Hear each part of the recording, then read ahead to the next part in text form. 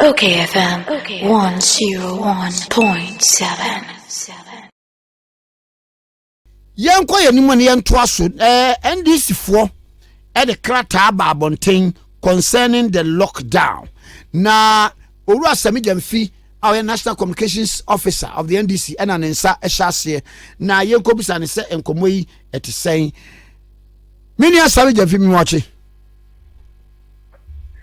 Mini apenyi mejoso. Na boko die.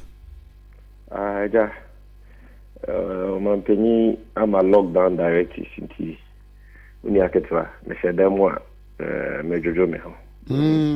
TV so kra wo movies bebre a won. No, me tie tikese tie morning shows ni bia.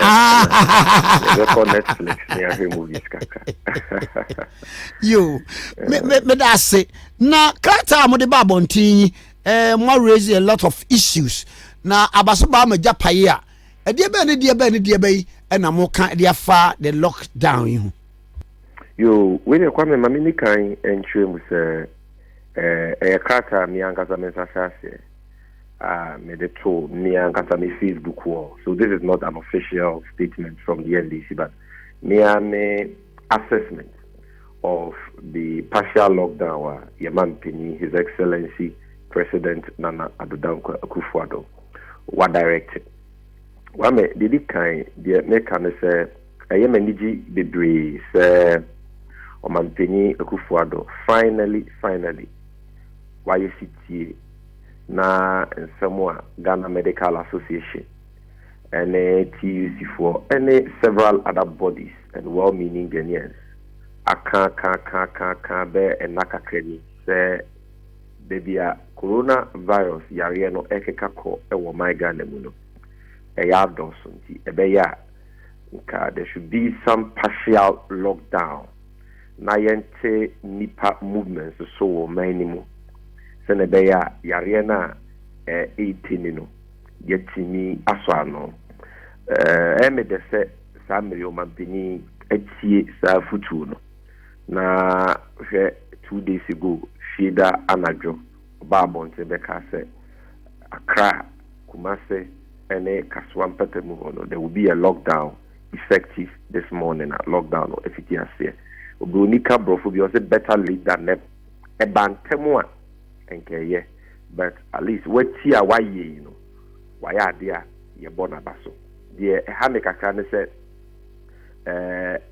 to say yatna wa ma yare no drew level be and on a doctor for friend community infections and a lateral infections and all say you doing pempens why yare no would be one or when you be Ghana ha no omo dia sane nipa wo omo empatamu so and then they find the community infections and can no na cases of yare na ye record ni nyina no kwa me na ye imported cases vertical cases will be free amanone and I will free krufufro so edi yare no dia bagana or dia ba ye hu say wonimu but onyanfa nsane obia imported but say baby edru no wono a ode yare no share wo ho ifi abonten de ba o manimu no ye du mpempenso a omo so de yare no esane nipa wo manimu na wonya du sa level na ayehu pa enti I mean that is the unfortunate thing. Either than that, the lockdown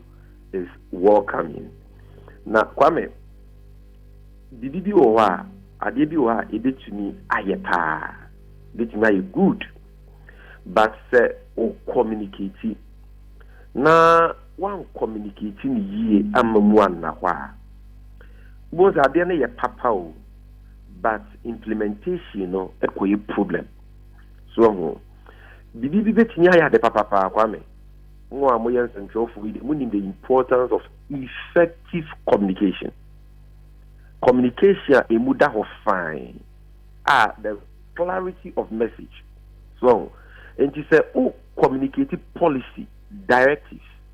Now, one communicating effectively. Both adiano a papa dear, but nipa any so nipa be bubu suwa na say adiano but I see when you soprano. What achieve? If we say and only a how kakra me wo lockdown directive or manpenyi dia babonti And I'll give you two examples. The kind. I didn't know Mampinika say or local down Kumase and Kind, Ashanti region, Greater Accra, and Ekaswa. Na Okano is Yedanajo. Na one fan sa directive Nimu say. If we near America say from a Jordan of 1 a.m. Greater Accra, Kumase, Kaswa, Nipen Piabontin, there is a lockdown. One fan she say, Yamma Hokwain between Friday Yamaya announcement to Jordan, a bit key effect, you know. For people to move from Accra to Central region, for people to move from Kumase to Western North region, or to other regions and what the lockdown no affect you. Ayi Sami, me ne Dr. Nsiasare twetwe nkoma no pe ya o kan se no omunim se saade ni besinti no various regions no omo taxi health authorities in the regional ministers no say buses bia ne saade na eba no from those free ha ekwa ha free ekwa no Accra ne Kumase no wo msu duru ho a yempe baabi e ma wo mo nhye na afa yen screen no photos. Dr. Nsiasare onyaisa o mampenyi adre o mani nyina saban ne yen hyehyɛ ye bi sa akɔbɛka akye kwa me maybe media publication kaya yifu a omo so omo nyema omo akɔ bus station ma akɔfa bus sɛ ko omo krom bus stations sabi nipa na edi what ni twie omo bu fa so just to get a bus. There were no authorities there even to prevent overcrowding. You've seen some of the pictures. Who cars who are yet there, cars and there were crowds at various lorry terminals. Whether Metro Mass, whether STC, whether VIP, go there and ask. And how Ghana had system where regional minister being in all the other 14 regions of Ghana, our buses could do anything. No master for bus and the nipa na kugu. Inti nipa no omoy. Nipa omoko Western region, Central region, Eastern region from Accra ni Kumase. Omo tu kwanya ko those areas and be ya lockdown no. Enchichire omo. No mo betimi anya freedom aye de omo person omo ye no. Da nipa no Dr. Nsiasare enchire de bi omugu. Omo nya ise bibia omo person omo defend no se bi. Penyifo se yotwa sanonim se ne chiachia. Enti aban betimi awa adwempa aban betimi etu anamo but say sin to be bam na ye twa aban na adwen siso aban ntie na so pam no ntu ho anamo but this attempt to defend everything no to be a ma yempanyufo to futu gu ye ni no it is not the best no kwasem ne say the na aban nim say on to me restrict the movement of people it was like an announcement no the Jordan ye person started lockdown na announcement ne back there se kwesieda to restrict the number of people who will move out of the lockdown areas. So, send a person yema or man for so advance notice. Na omutumi ya hobwa de oni aduane wo fie koto aduane de oni nsuo ko pensuo de de keka ho de o wese okuyi sika free bank so a eye but at least I was thinking they shall lockdown they say effect even though the lockdown will take effect on Monday. Friday ya menemo kase obie ni wo kwan so tu kwan free nkan ekọ baby fufuru bia obie ni wo kwan so tu kwan free Ashanti region ana Kumase ekọ baby fufuru bia ke ba sa enga ye nyina ye betena baby ayewo or the danger is that they say nipa ni tu kwan baby free nkan akọ all the other regions the free Kumase akọ all the other regions na this time you record community infections no matter. And now me say baba bi wo mamprobi wo nya yare ni bi unnim bebi onya yare ni fiye unnim ni pado do omo so nya yare ni bi yare no so ni pado do omo nya bi no doctor for so mo ye non symptomatic just so symptoms compound we just so nya yare ni bi enti se sa foi e ka omo tutu kwan ye hu bi na omo ko other regions a ho yare ni nya record bi a enya yare no no mo tre no so before say holiday eto sini but it is not too late right now no ye solutions in the what say here more, not just criticism. It is not too late. The abide between here and say abide the directive by Babonting. Say, wow, Eastern region, wow, Buna Hafo, wow, Central, wow, region here any affected by the lockdown. Between Friday to Monday, Ahomachi, will be a 2 coin from Unkind ana Kumase ana Kaswa the epicenters of the disease no obi atu kwan aba wo fie obi atu kwan aba wo nchen say what a compound now say what a hefa wa wo so obi afiri nkran aba bia no making sure that any nipa kro no obekọ into self quarantine na ya bo mpenyifo amane ye bo DC amane a yebenya health directory for this DC no ma be check sa nkofo ni nyina to make sure say so be the yare ni bi kura to kwanye finkran na kuma say akokuru foforo so a yebe isolating in term na yare na nkosane amanfo. That is what government can do now, and that is what I am suggesting that government does now. That is number one. One media to be direct exemptions no man paying the buyer no. If you are a lawyer for your case be too broad in scope. So enforcement enye easy. Nipa buso. For example, man penny say I was say ensure social distancing. You reduce human contact. Nti you walk catch a driver phone na GPRTU phone na. Say omonhwe na truck drivers, taxi drivers titru.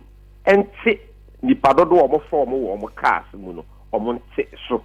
Say be ya nipa ni nipa say omo body etwitwie ne another the distance between nipa and front cars you bit trim in line with social distancing requirements. Kwame a good idea. But enforcement, a problem because it was not well communicated.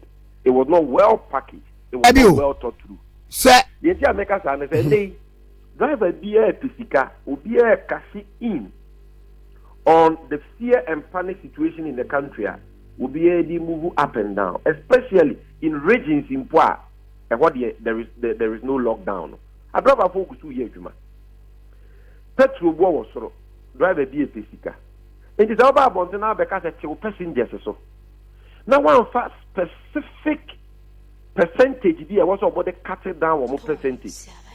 Now one for incentive be anka who be motivate your mama maya, kwame or more that, and there is no way government can check it. There wasn't company and they said public vehicle biano specific cut down obiante the passengers so by 50%. So we truck for nipa 15 for 7. So we taxi for nipa 4 for 2.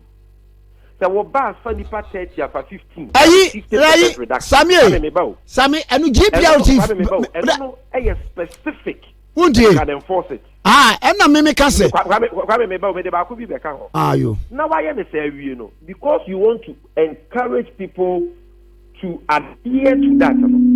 There must be an incentive. Nipa krono because we reduce the passengers by 50%. Obeboka. What do you mean to petrol? Now when you can rule for a sick alcohol. And the day I buy what by in print their son as saying. Amama would also be Broma. If you want my incentives in the form of rent, fuel, maybe a cacao, the able to iron on my way when they say. Yeah, can't say a driver for some reduce or more passengers or more by 50%. There's a petrol, no, yateso. For commercial drivers. So you have to petrol also by 80 or 20%. Because I mean, it's a petrol one man said just week. As what about from to is lowest in the history of Ghana. Petrol born a man said just about form. It is a buying excess of kakra. You lose share. So the buyer driver Nina or car send the master because of your safety. And the safety of others in Tino. Trotra a funny per 15 no. Fat nipas 8. Taxi a nipa 4 no, fa nipa 2 no. Nipa no benya incentive bi dia yesa because on the petrol boy dey abafom. Na obey announcement say oh, GPRTU for empty nipa do mo fa so a. Who is going to regulate that? That directive is more likely to be observed in breach. So okay, and that is the issue me really say. And also actually I am not just criticizing. We are all looking at ways able to media improve your fight against the pandemic. And see, may raise the issues in another make suggestions saying, "Okay, Omanpeni, betting about Bonting, and Ministry of Information, and Ministry of Transport, betting about Bonting, say, your directive to truck drivers, taxi drivers, and the commercial vehicle drivers, clarification you there by necessity cut down of passengers maybe 50%. Now to motivate you to do that, you bet mamu incentive way in the form of fuel reduction. Now see you say MTTU for to go out there and check. We'll be able to ensure that, and it is important that we do because Ghana any part of for control any taxi. And already the rate at which our community-based inspections in Ghana, it is important that we do these things. In other countries, they have shut down their transport system. But of course, in Ghana, you can't do that because people don't know any car. So these are some of the things that are buying here. Make sure, say, lockdown and media about you be achieve the botaya is here. Yo, some me chode de wo kan GPRT for no the directives about as to how say when we reduce passengers no won betimi affect sa a directive no nti no na make sure say na one directive na say directive ni na say a driver for anti nipa do mo fa so. There has not been any specific percentage. You see, so the social driver will fat 10, now we fat 12. And that is not how you enforce laws. When you study criminal law or law in general, there is something called the principle of clarity and specificity. And Mrediano, it is ambiguous. And what I'm is so clear, and the punishment for the breach of it, also clearly stated. Now, all the directive back. Now we jam GPRT for some one and regulate here. I mean, in this time of lockdown, in this time of coronavirus, all they are saying, what mechanism no more driver for the Bromo year, they are not under GPRT. And then driver for the Bromo year church for Jume, almost 30 power crime. They don't even operate from stations, they are not even under station masters. So I think that it will help if government announces through broadcast or Mampini and our Ministry of Information say this is what a buying can. Will say that is what I think should be the case. Okay. And because you need to be buying Yama and then say you take petrol so by this percentage. The experts can do all the calculations and know the right percentage. I they might driver for at this time one. A beboa nema emfa or how be so emeto or minus. But until you do that, idea is good. But the communication is a problem, and therefore enforcement, it be a problem. Kwame me pato talk to myself. Me to ase. Enti we na yen kan ne bono so. Mate. Ye yum enti ne yen kan. Na kwame ma twe wa bian ba nyema mienu we so no. Ma me san so twe o mampanyin. Na eno nya final ma me na me kotenko me kwa adwuma bi. We nya last one ma me na dia aka ye fa je fegi ma china na ya sa to aso. Ma me twe o mampanyin ene ni mpanyifo adwem mra so say. Yes, the higher lockdown was Ashanti region crying a castle. But the serious critical problems are as a higher fight against coronavirus.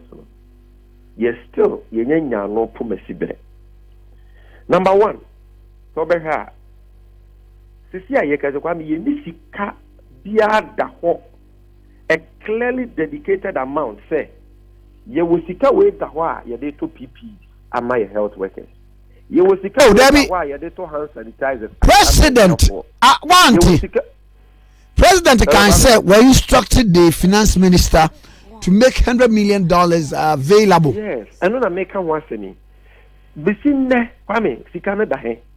Finance minister come na shebidum. Or they are saying na all call IMF ne World Bank.